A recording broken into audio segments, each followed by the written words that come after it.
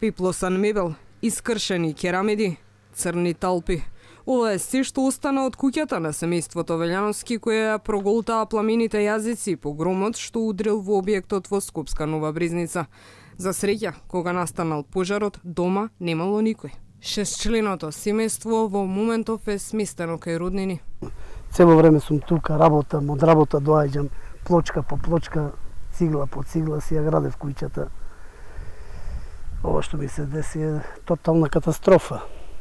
Него не можеше да се влезе таму, паѓаше све живо, кровната конструкција, противпожарните екипи кога дојде беше падната. Луѓето реагира.